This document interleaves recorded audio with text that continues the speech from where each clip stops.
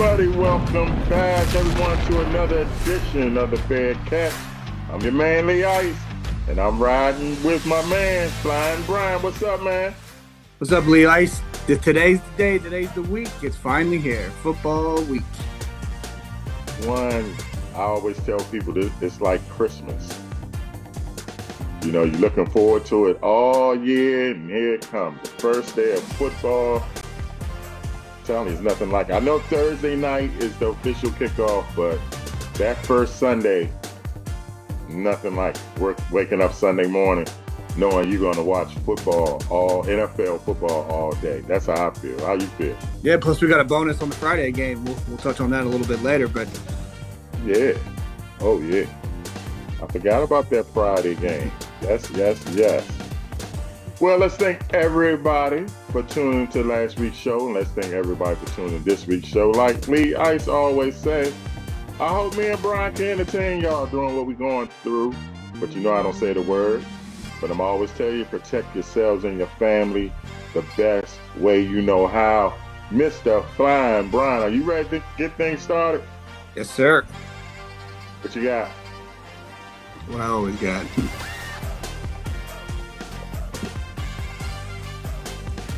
Bring it in.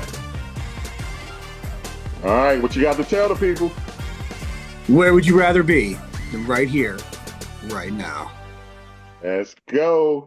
You know what's first on the Faire Catch? It's the recap.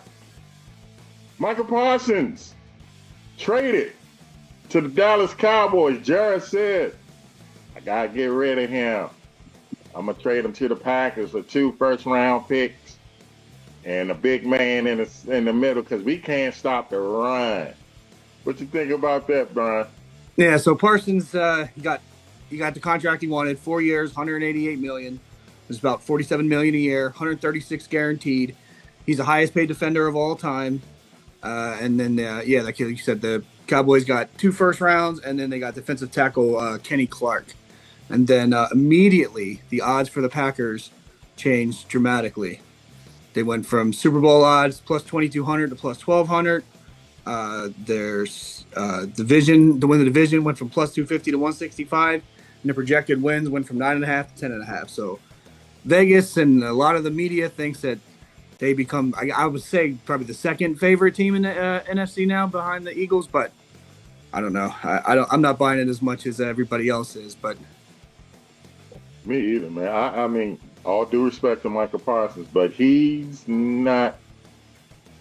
Don't get me wrong. He's a great defensive player, but he hasn't won Defensive Player of the Year yet, right? no. Okay. Like I said, he's a great defensive player. I just don't see him. You know, I used to get mad when they used to compare him to Lawrence Taylor. No way. Now they're saying only him and Reggie White, what their first 4 seasons, 40-something sacks.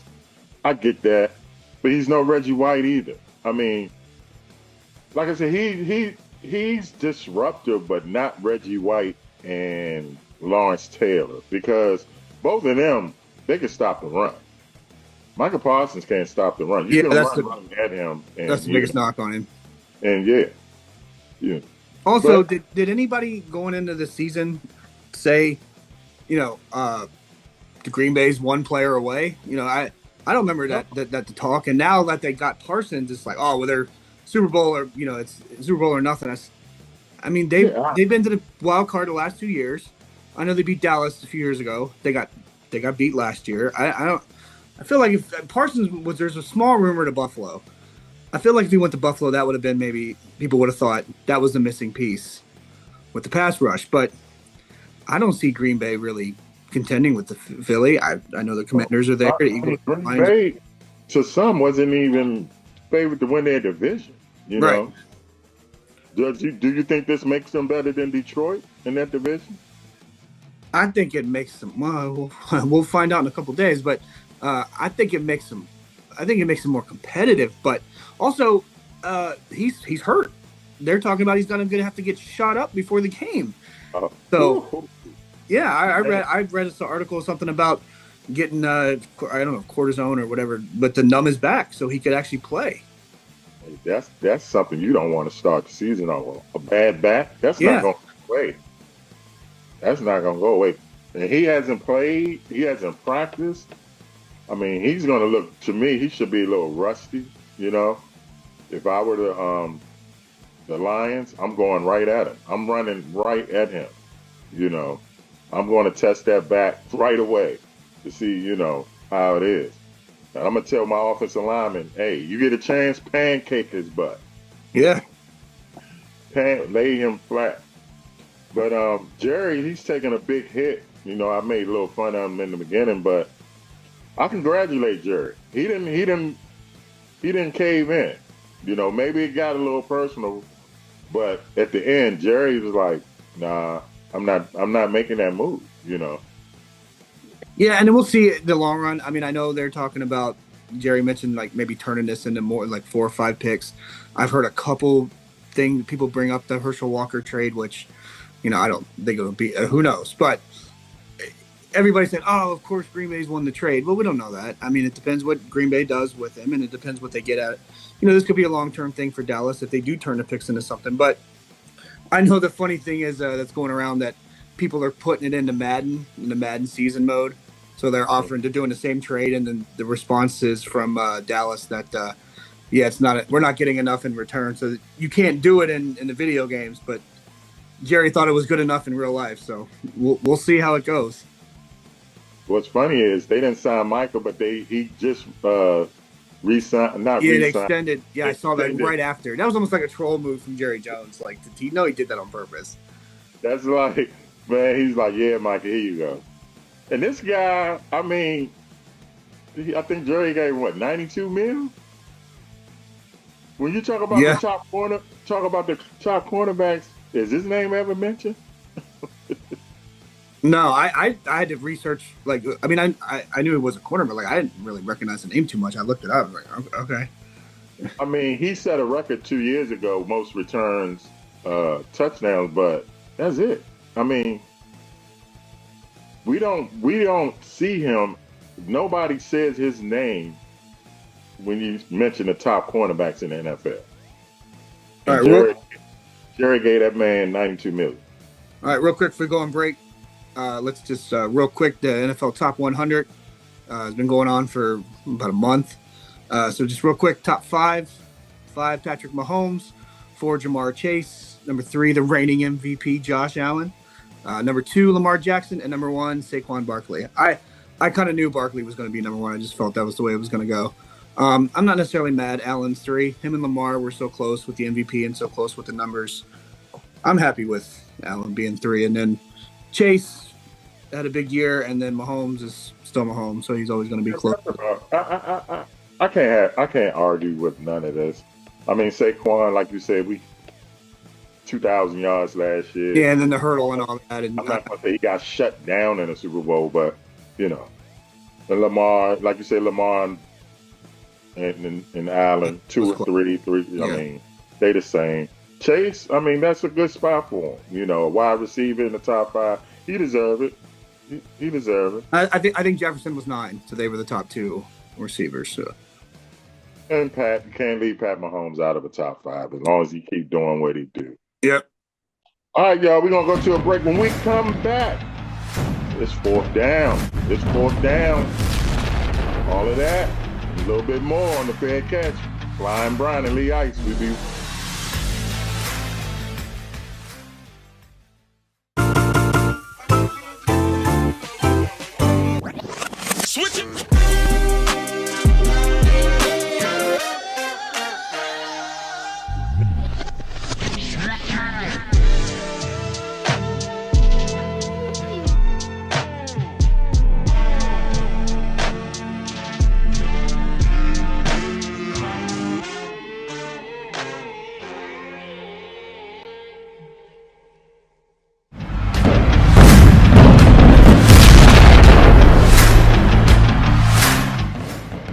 welcome back, everyone.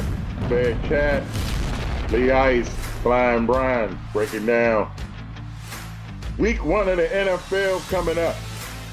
But before we do that, it's 4th down.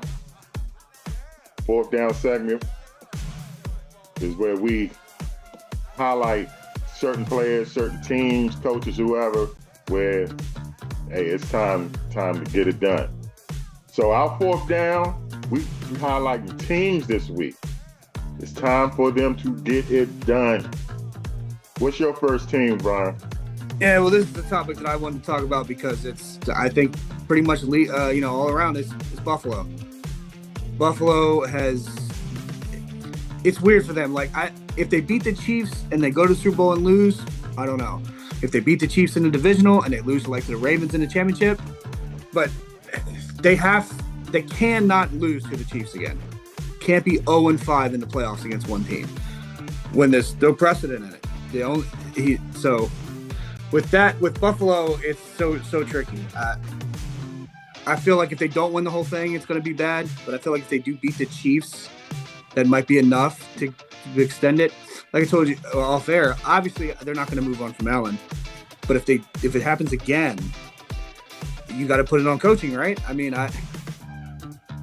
Yeah, but I mean, it's the Chiefs. It's like losing to the Patriots back in the day. You know, you're not losing to a bum team. I mean, you're losing to arguably the greatest quarterback, definitely one of the greatest, and a great coach. It's just bad timing with them. You know, the Knicks had the Bulls back in the day. So it's like, I get it, but it's even more pressure on them now. You know why? Because now Josh Allen has that target on his back as being the MVP. MVP, yeah. So if you're the MVP, like they telling Lamar, hey, bro, you got to take your team to the Super Bowl and, win it. Well, speaking of Lamar, I think that's probably the other top team when it comes to this fourth down is the Ravens. They're both in the exact same boat. Yeah, the Ravens and the Bills are in the exact same boat, but unfortunately, only one can go. And the Ravens are 0-2 against the Bills in the playoffs, and they've lost to the Chiefs once. So not only are the Ravens haven't beat the Chiefs, they haven't beaten the Bills either. So to me, it's. But again, they're not going to move on from Lamar. I don't think they're going to move on from Harbaugh unless it's like a disaster season. But I feel like more with the Bills, like the coaching thing. There's been some big mistakes on the coaching end in some of the games that they've lost. But you're talking about a guy that turned the franchise around, that hadn't won a playoff game in 17 years. And they've been to 2 championship games in the last 5. I don't know how you fire a coach like that. But if you can't beat one team in the playoffs, something does have to change. It's such a weird position for them if they don't get it done this year. Yeah.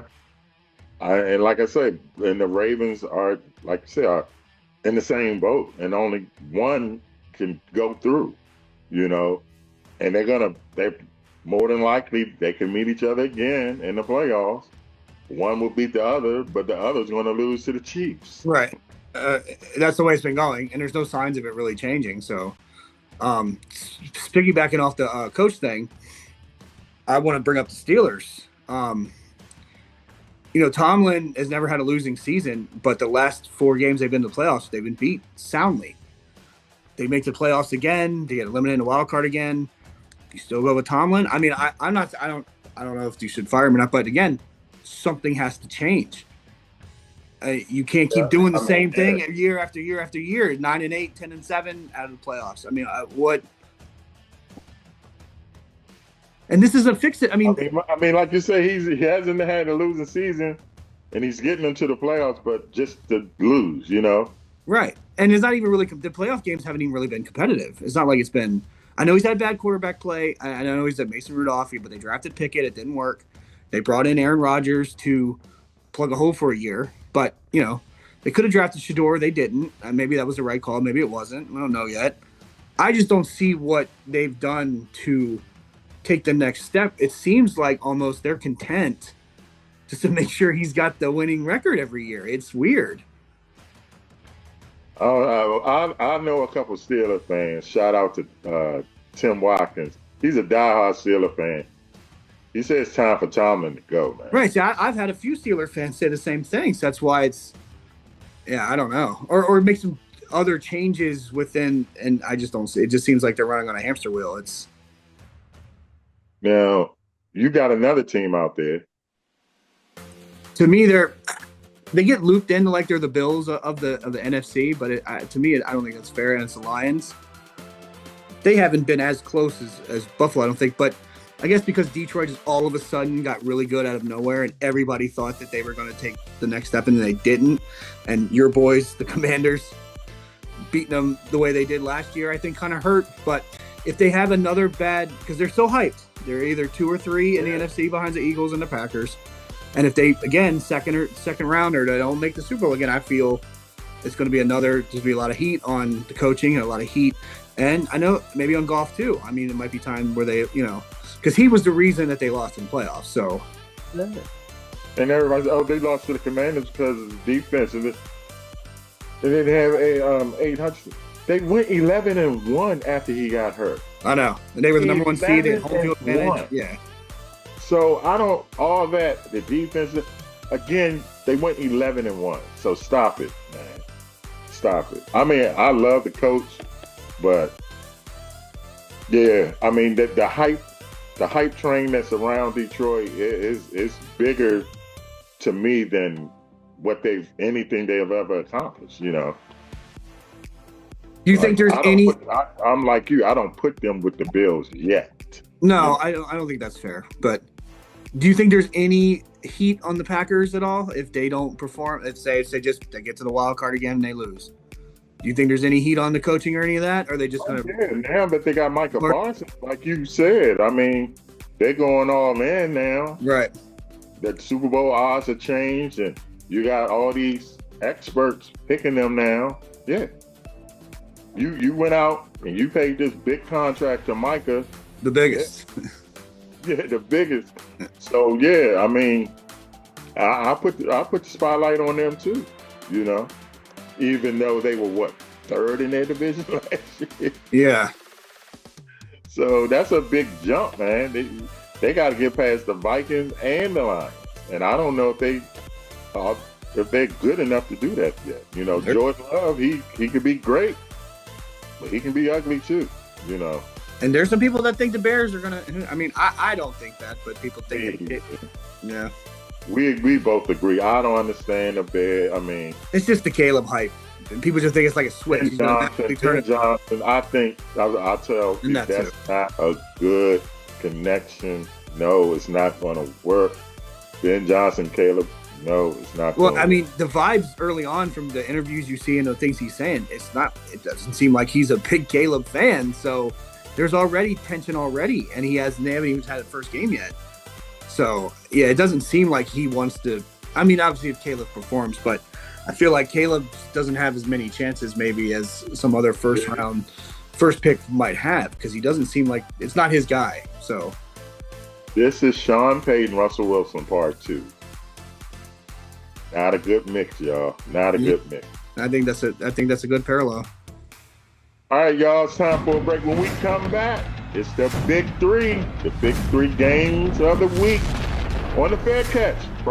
Flying Brian, Lee Ice. We'll be right back.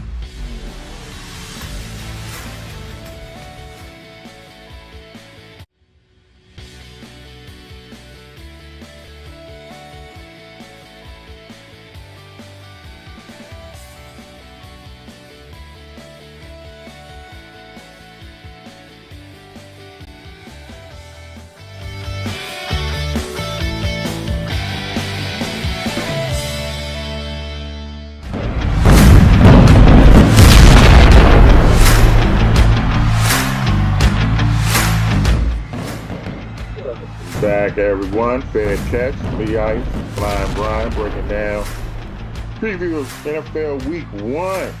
We are at the segment where we call the Big 3. The Big 3 games of the week that we feel.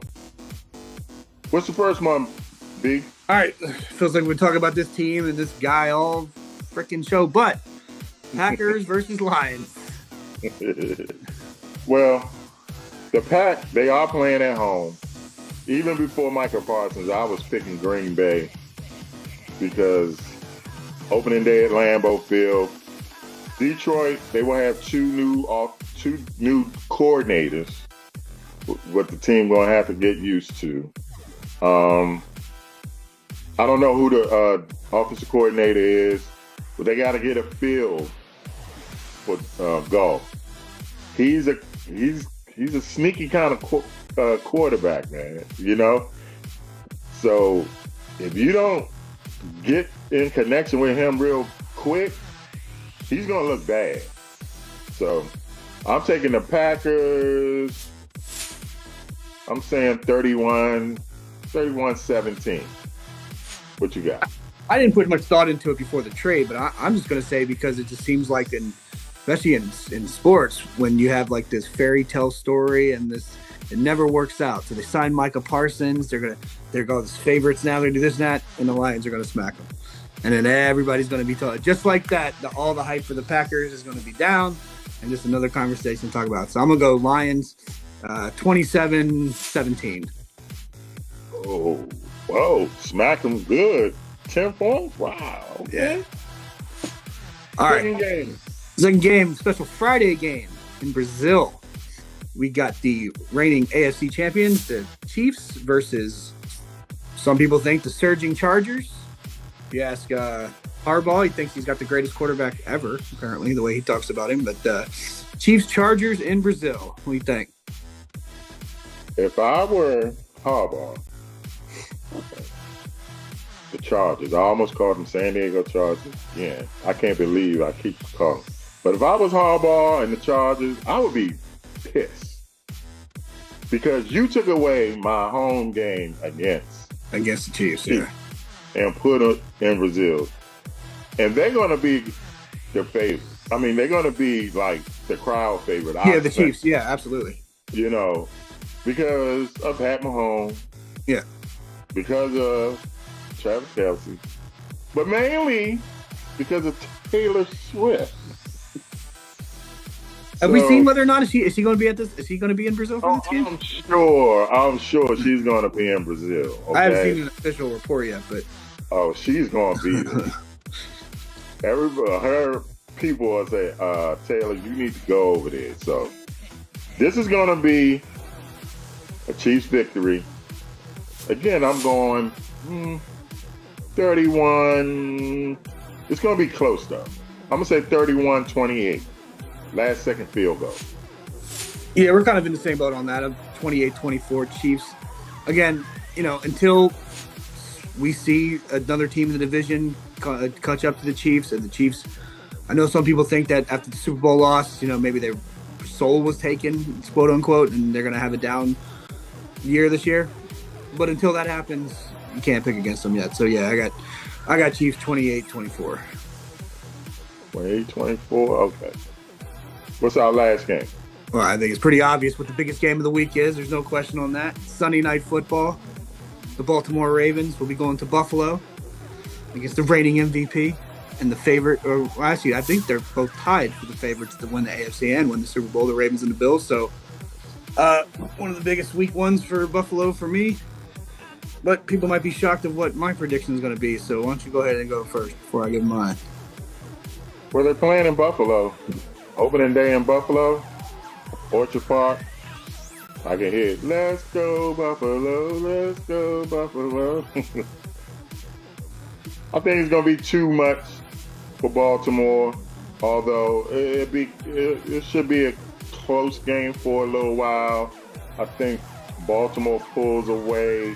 Although the Ravens have waited, all offseason for this rematch.